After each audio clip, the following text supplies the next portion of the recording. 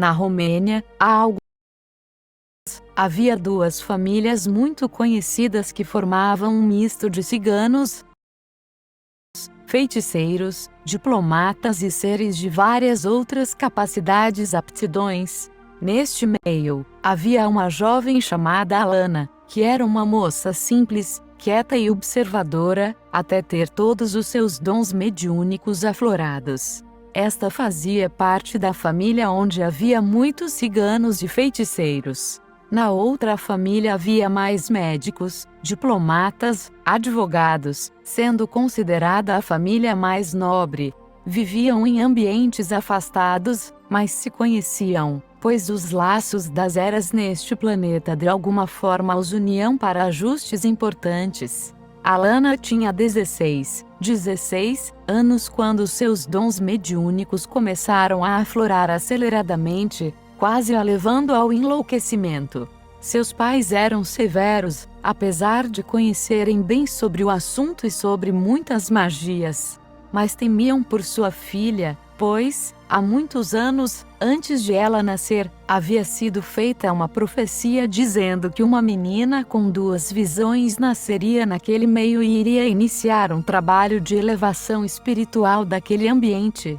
Ela traria a magia, o dom de falar com os mortos e faria com que muitos em volta dela olhassem para cima, referindo-se aos seres das estrelas. Mas havia também uma profecia que dizia que alguém de terras distantes viria à sua procura para matá-la, pois este a temeria por seus dons e revelações. Alana era forte como uma rocha. Seus olhos tinham duas cores, um era verde e o outro azul. Seus cabelos eram loiros puxados para o amarelo. A pele era branca e ela media cerca de 1,76 centímetros. Nesta idade dos 16 anos, ela se via cercada de seres multidimensionais de todo tipo. Inquieta, chorava e desejava que aquilo parasse. As duas famílias, apesar de se respeitarem, não se gostavam, pois a outra família, a que não era a da Alana, sabia dessa profecia e logo que Alana nasceu souberam que a profecia se referia a ela. Na verdade, quando souberam que Alana estava para nascer, tentaram discretamente impedir isso. Por fim, Alana nasceu e se iniciaram, então, muitas preocupações. Muitos de toda aquela região temiam a menina da profecia, pois ela traria problemas, segundo a eles. Ela também traria o dom das revelações, contaria as mentiras ocultas, revelaria segredos escuros e causaria, realmente, um grande movimento. Muitos não queriam que ela nascesse, pois a menina profetizada traria sérias revelações e, então, queriam silenciá-la. Diante de tudo isso, Alana sobreviveu às ameaças, desconfianças e olhares inseguros da sua presença. Quando seus pais perceberam o aflorar dos seus dons, começaram a se preocupar, realmente, pois sabiam que grandes problemas teriam. Começaram então a querer protegê-la da pessoa que viria de terras distantes à sua procura para matá-la e se perguntavam por que alguém de tão longe viria atrás da nossa filha. Eram muitos os questionamentos e o medo do que estaria por vir. Alana manteve-se assustada com seus próprios dons. Seus pais, também assustados, começaram a se preparar para fugir dali, para ir em algum lugar onde achassem que seria mais seguro ficar com sua filha, pois com o passar do tempo, ela já começara a trazer problemas. Quando os senhores da outra família vinham visitá-la para conhecer a menina com duas visões, pelo fato de ter cada olho de uma cor, ela ia dizendo: Você mandou matar sua esposa para ficar com outra mulher e aproveitar o dinheiro que sua esposa deixaria, não é? Deixando seus pais em saias justas e os visitantes inquietos. Vários ciganos da família de Alana tentavam ajudá-la fazendo suas magias para controlar seus dons e evitar que mais problemas acontecessem, pois ela desvelava demais. Ela não ficava quieta, diferente de antes de ter seus dons aflorados. Podia-se vê-la em momentos de muita observação, como se não estivesse ali no ambiente, e quando voltava a falar, trazia informações que deixava aqueles que a ouviam de boca aberta. Ela mesma se surpreendia. Alana estava começando a sua missão contra tudo e todos, praticamente, pois ela ainda não havia sentido confiança e segurança em ninguém. Nem mesmo nos seus pais, pois, apesar de quererem protegê-la, eles mesmos a temiam. Nem em seus irmãos, pois tinha 2 outros irmãos mais velhos que ela, e eles também sequer olhavam-na nos olhos temendo algo. Onde ela passava despertava olhares e não se viu ninguém, até aquele momento, capaz de encará-la nos olhos. Enquanto isso, seus pais articulavam como tirá-la daquele lugar e para onde levá-la, quando ela mesma não queria sair dali, pois sentia que ali precisava ficar. Anos se passaram. Alana já tinha 21 anos e em todo esse tempo, apesar das tentativas dos seus pais de atirá-la daquela região, não conseguiam. Parecia haver uma força impedindo que saíssem dali. E de fato havia. Por muitas vezes foram atrás de Alana para queimá-la viva, chamando-a de bruxa, feiticeira, demônio, e outros nomes, pois muitas regiões já sabiam dela e ela estava complicando suas vidas, até as dos mais religiosos. Muitas vezes, ela passava por certos padres e dizia: "O Senhor ora para Deus na nossa frente, coloca-nos culpa para nos sentirmos mal, diz-nos que não devemos deitar com um homem sem antes casarmos, mas, na calada da noite, leva suas servas para forçá-las a deitarem-se com o Senhor. Com que moral nos pede pudor e honra?" Aqueles muitos que seguiam esses ou aqueles padres altamente devotados aos sacerdotes de Deus enfureciam-se em defesa dos padres gritando: "Calúnia! Essa menina traz discórdia. És um demônio aos próprios padres", ao mesmo tempo em que ficavam envergonhados por saberem que aquilo era verdade, enfureciam-se para defender as suas honras. E ela, Alana, precisava ser tirada dali, às pressas, para não ser massacrada e queimada viva. Muitas vezes ela desaparecia e, não se sabia como, acordava no seu quarto. Em meio a tudo isso, um dia Alana estava sentada sozinha à beira de um rio olhando a calmaria das águas, quando um jovem, ao longe, começou a observá-la. Ela, sem sequer vê-lo, disse quando ele se aproximou: "Não se aproxime mais, Lohan. O que quer?" Ele nem havia dito seu nome a ela. Ele disse: "Só queria conhecê-la mais de perto." "Mas, como sabe meu nome?" A ela sorriu. "Ah, você vê as coisas?" ele disse.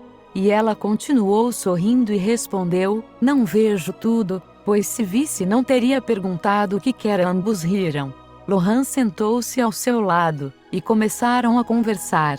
Ele também era jovem, um pouco mais velho, nos seus 24 anos. Lohan era da outra família, da que não gostava de Alana, a família dos médicos, diplomatas, advogados. Ele havia passado um bom tempo em outro país para estudar e havia voltado recentemente e, sabendo dos rumores sobre Alana, quis conhecê-la. Ela chorou muito enquanto conversavam, pois, apesar dos seus dons, tudo aquilo era muito pesado para ela e ela dizia que queria ter uma vida normal. Lohan a olhava profundamente nos olhos como ninguém antes havia feito, e Alana ficou surpresa com isso, dizendo: "Ninguém nunca me olhou nos olhos. Você é a primeira pessoa. Não tem medo de mim?" Ao que ele respondeu que não, pois não havia motivo para ter medo, estando diante de tão belo ser. Isso a deixou envergonhada e vermelha. Ora, deixei você envergonhada?" "Desculpe-me", disse ele também constrangido, pois havia falado aquilo espontaneamente. Esse encontro também daria problemas, pois a outra família não admitiria os dois juntos. A família de Lohan era, de fato, o principal desafio da família de Alana. A família de Lohan, definitivamente, queria silenciá-la há muito tempo.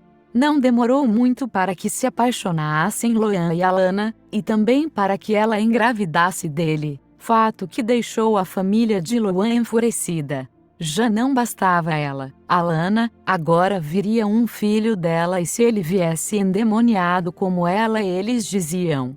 Enfim, o que poderiam fazer? Eles se questionavam, tramando para tentar impedir que ficassem juntos, e até mesmo que a criança nascesse. Enquanto tudo isso acontecia, Alana, em sua própria casa, ajudava as pessoas que, apesar da maioria temê-la, algumas vinham pedir ajuda para suas questões pessoais, obsessões, visões, dores físicas e espirituais. Alana ajudava como podia e, ainda assim, ninguém conseguia olhar-lhe nos olhos. Apenas Loan o fazia. A família de Loan queria mandá-lo para longe também, mas ele, já adulto, não iria, e ameaçava fugir com ela se continuassem com suas tramas, e nunca mais voltariam. Loan também ameaçava. E, deste modo, foi-se levando essas situações. Alana ajudando quem a procurava, tentando escapar das perseguições, e tentando viver em paz com a única pessoa que havia lhe tratado sem medo. A única pessoa que Alana realmente confiava e a olhava nos olhos. Loan, os pais de Alana, Iliana e Anton, já estavam mais calmos e menos temerosos daquele que poderia matar sua filha, pois anos se passaram e nada nesse sentido havia acontecido, apesar das muitas ameaças. Mas, com Alana grávida, a família de Loan enfurecida por isso, esse perigo parecia mais real, pois os da família de Loan se achavam nobres e não admitiriam a Loan se casar, quanto mais ter um filho com Alana.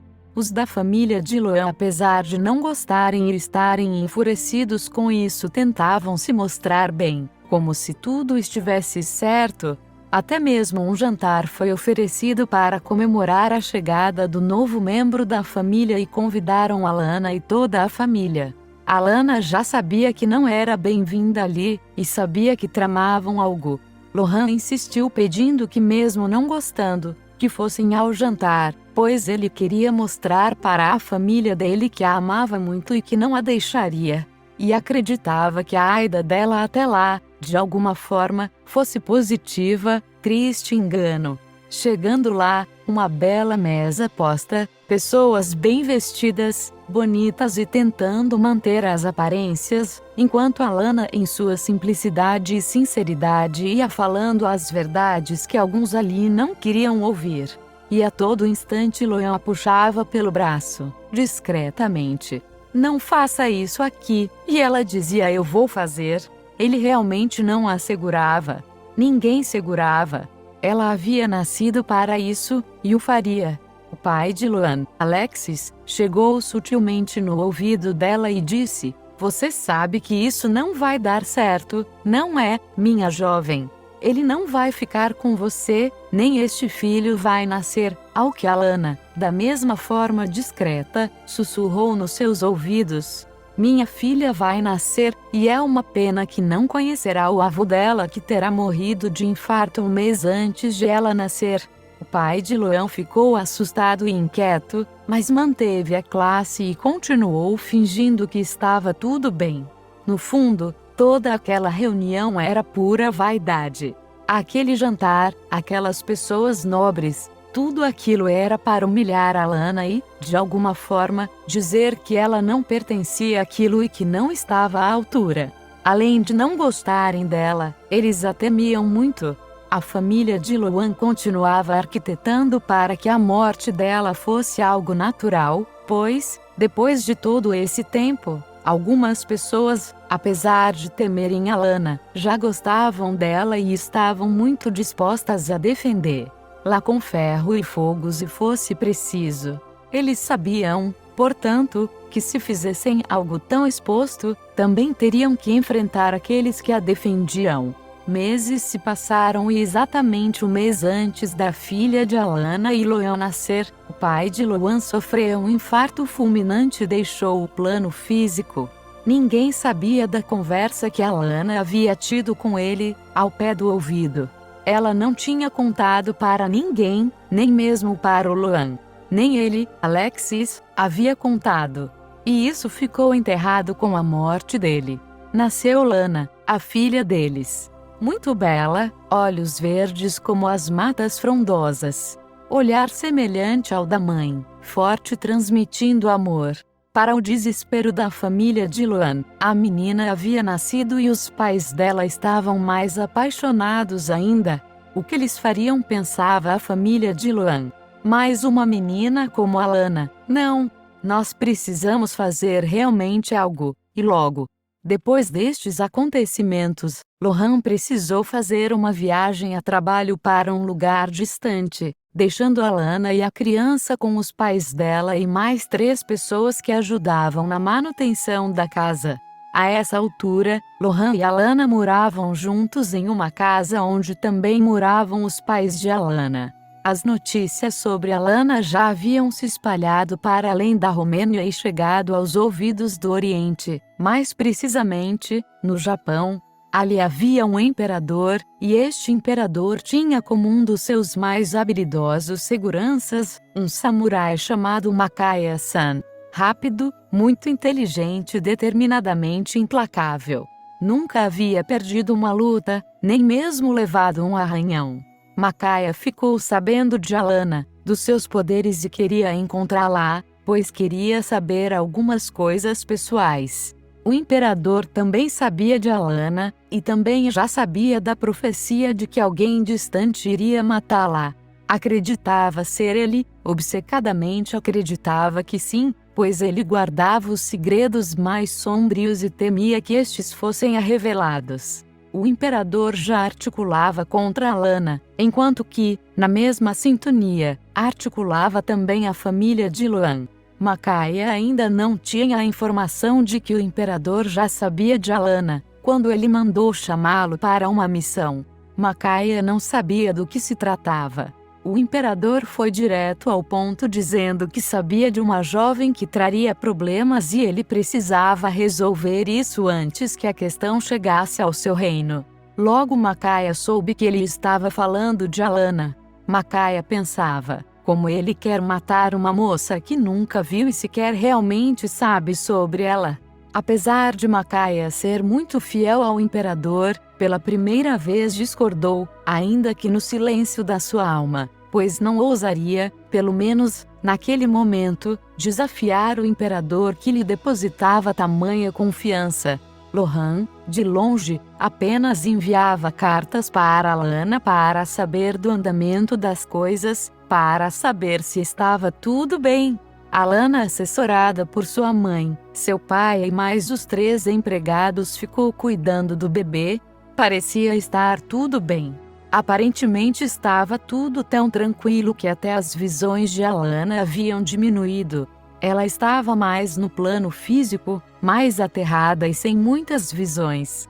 Talvez fosse algum movimento dos mentores para que ela pudesse dar mais atenção ao bebê, sua filha, Lana. A essa altura, o imperador japonês já havia mandado Makaya atrás de Alana para matá-la, de maneira que não parecesse assassinato, mas um mero acidente. Makaya, a contragosto, foi, com mais 3 homens samurais, mas nenhum deles tão eficiente quanto ele próprio. Também a família de Luan planejava atear fogo na casa de Alana, enquanto ela dormia, mantendo todas as portas trancadas para, realmente, não terem como sair.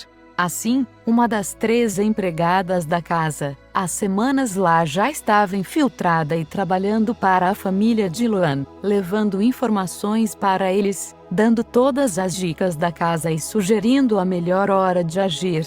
Enquanto isso, depois de muito tempo de viagem, Makaya se aproximava das redondezas onde Alana morava, e começava a instruir-se, perguntando onde a menina feiticeira morava, e todos temiam responder, por 2 razões. Primeiro, porque não sabiam quem eram aqueles homens. Segundo, porque se dissessem, Alana poderia se enfurecer com isso e procurar quem disse.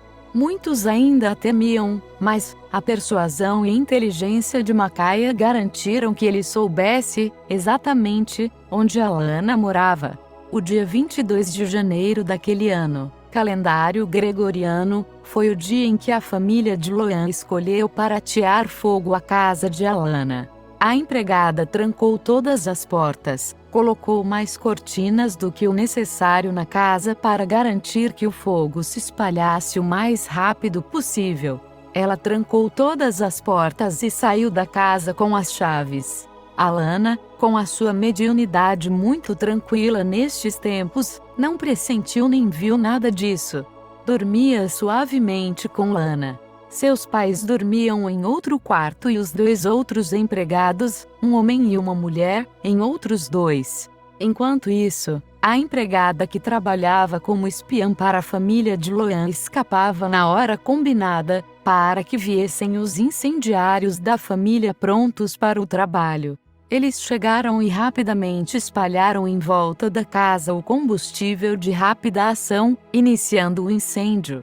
A empregada sabia que Alana costumava acordar certa hora da noite para ir ao banheiro e descia ao andar de baixo para tomar água. Ela sempre o fazia.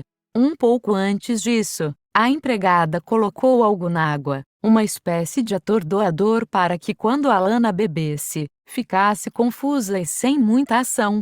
Ela desceu, tomou a água e, em alguns minutos, começou a realmente ficar atordoada, caindo desacordada na cozinha. Enquanto isso, o incêndio que já havia iniciado, rapidamente começou a se espalhar pelas cortinas, chegou ao quarto de Alana onde o bebê estava, aos demais quartos e à casa inteira. O cheiro da fumaça era muito forte devido ao combustível usado. Os pais de Alana estavam trancados no quarto e os outros 2 empregados também. O quarto de Alana era o único quarto que não tinha tranca, e que a empregada não tinha as chaves, mas tinha do restante da casa, inclusive da porta de saída. A casa já estava quase completamente tomada pelo fogo, enquanto Alana permanecia desacordada na cozinha. Ela acordou atordoada com a forte fumaça, os gritos dos demais membros da casa e já pensou em sua filha, Lana, que estava sozinha no quarto. Madeiras já caíam, o fogo era intenso, rápido, e Alana estava completamente atordoada. Havia gritos dos seus pais e empregados na tentativa de saírem dos quartos, até que silenciaram, e Alana, muito atordoada, tentava subir correndo para pegar sua filha. Mal conseguia gritar, mal conseguia andar, o fogo já quase impedia toda a passagem. Madeira caía queimando, formando barricadas que dificultavam muito os acessos, até que Alana foi literalmente empurrada para fora, por força do movimento. Encurralada pelo fogo, jogou-se contra a porta principal que, já fragilizada pelo fogo, arrebentou. Tentou voltar várias vezes desesperada para salvar sua filha.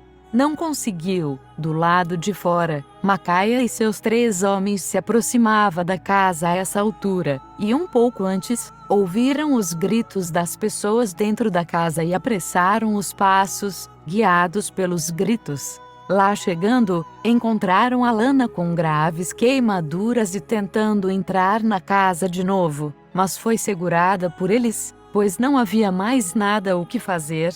Macaia estava tocado, chegara ali para matar Alana, mas quando olhou para ela, soube que jamais faria isso e, pela primeira vez, não cumpriria a ordem do imperador. A família de Loan estava tão enfurecida que sequer pensou que um incêndio revelaria que fora provocado por eles. Rumores também já se espalhavam que eles não gostavam de Alana. Um incêndio por acidente dificilmente seria acreditado, ainda que fossem muito respeitados e tivessem argumentos para sustentar, pelo menos por um tempo, uma história falsa de acidente. Loan fora, não sabia o que estava acontecendo e Alana, em choque, não conseguia falar. Macaia e seus homens tentavam entender o que tinha acontecido. A família de Luan já havia sido avisada do ocorrido e sem nenhuma compaixão comemoravam, acreditando que Alana estaria morta também. Não, ela não só não tinha morrido, como eles despertaram uma fera. Alana traria as trevas para a terra e lançaria um feitiço assim que se recuperasse. Eles nem imaginavam que ela estava viva, pois Macaia a havia levado para um lugar seguro para ajudar em sua recuperação. Alana não falava. Traumatizada, só se via em seus olhos muita dor, raiva, e ela repetia na sua mente: "Isso não vai ficar assim, não vai." Mal conseguia andar com os ferimentos. Macaia foi o seu principal auxílio, nesse momento, enquanto que seus homens ainda estavam sem entender por que ele estava ajudando-a, quando as ordens do imperador eram para matá-la. Lohan, em viagem, ainda nada sabia, até que Alana começou a projetar sonhos nele, para que ele voltasse o mais rápido possível. Assim, Lohan começou a ter sonhos com incêndios e acordava suado, em pânico e ouvindo a voz da esposa. Alana estava se recuperando, e, com ela, as trevas que ela trazia com a sua dor. Luan chegou depois de alguns dias, e, obviamente, sofreu um dos maiores choques da sua vida. Onde estava sua casa, esposa e filha? Desesperado, saiu à procura de informações, enquanto Alana enviava-lhe mensagens telepáticas, a todo instante, tentando direcioná-lo até o local onde estava. Ele conseguiu encontrá-la sendo cuidada por Macaia, e estava quase irreconhecível. Sua face estava obscurecida, seus olhos não refletiam brilho. Muito machucada, física e emocionalmente, agora ela só queria uma coisa: ir atrás de quem fez aquilo. Com o imenso apoio de Macaia, Alana e Luan pensavam no que fazer a partir dali. Alana já sabia, claro, o que havia desencadeado tudo aquilo e, apesar de muita raiva, tristeza e dor, Luan foi convencendo-a a perdoar. Alana gritava de dor e ele a abraçava, envolvendo-a numa energia poderosa de harmonia. Mas ela, às vezes, não entendia, e pensava como: você era o pai dela, como pode agir assim e querer deixar isso para lá? Mas nem ele sabia por que estava agindo daquela forma. Só estava. Foram embora dali levados por Macaia, que se tornou um grande amigo deles. A família de Luan nunca mais ouviu falar dele. Todos ali viveram dias de alegria pelo ocorrido, mas a cobrança chega, espíritos obsessores e energias muito pesadas começaram a envolvê-los. Muita angústia, dor, sofrimento, remorso, todos os sentimentos mais insanos os assolavam, e isso, por si só, já era um acerto de contas que Alana queria promover com as próprias mãos e que Luan impediu, levando-a para longe. Mais ou menos 2 anos e meio se passaram e Alana estava grávida, outra vez. Novamente nasceu uma menina. A esta deram o mesmo nome da filha que morreu, Lana. E, para surpresa, era o mesmo espírito que teve a oportunidade de encarnar novamente como filha deles. Macaia nunca mais voltou para o lado do imperador, permanecendo como um guardião da família. Ele tinha uma história de vida passada com eles, e esse reencontro estava programado. Agora, Alana e Luan iriam o que ficou outrora destruído, que, obviamente, não haviam superado, mas a força que eles tinham era maior que qualquer coisa. A família de Luan foi adoecendo e quase todos morreram em poucos anos de doenças inexplicáveis, tornando-se espíritos obsessores que se apresentavam para Alana e ela com a sua força os elevava. Atualmente, como já foi dito, os principais personagens citados neste relato estão encarnados no plano terreno e atuando dentro do PVS-RE, trabalhando junto a mim. Outros estão nas zonas astrais, tanto inferiores como superiores do plano terreno, e ainda há outros que já retornaram às suas origens. É assim, as forças da luz sempre dão um jeito de reunir esses personagens para que, juntos, revejam essas linhas e as transformem completamente. Aqui não há inimigos, há seres que recebem dos céus a oportunidade de se reverem, de se reconhecerem e se abraçarem apoiando-se mutuamente para que, juntos, possam rever velhas histórias e, juntos, construírem novas. As forças da luz também chamam a todos os que se sentirem sintonizados com esse trabalho a se unirem, em amor, com todos os personagens desse movimento ajudando-os no trabalho de iluminação desta linha. Apesar de os principais personagens citados aqui estarem trabalhando junto a mim e eu saber quem são cada um deles, você que, neste momento, lê esse relato pode ser um dos que não foram citados, mas que estiveram em ambas as partes da batalha. Caso se sinta chamado a ajudar nessa iluminação, cujo status será mostrado nas notas do Pleiades 1, P1, conecte-se, então, com esse movimento, levando todo o seu amor para esta linha. Um símbolo geométrico que representa a iluminação desta linha foi canalizado. Este símbolo representa a iluminação completa e unificação. Novamente, é este que ilustra essa publicação. Que a luz maior esteja com todos nesse trabalho. Como já foi dito, todos aqueles que se afinam e desejam ajudar nesses movimentos, acompanhem as meditações e chamadas que serão anunciadas na página e outros meios de interação coordenados em harmonia.